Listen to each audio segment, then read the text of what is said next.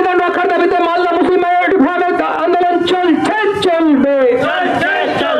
এই নাগরিকত্ব বাঁচানোর দাবিতে মালদা মুসলিম মাইনরিটি ফোরামের আন্দোলন চলছে, চলবে।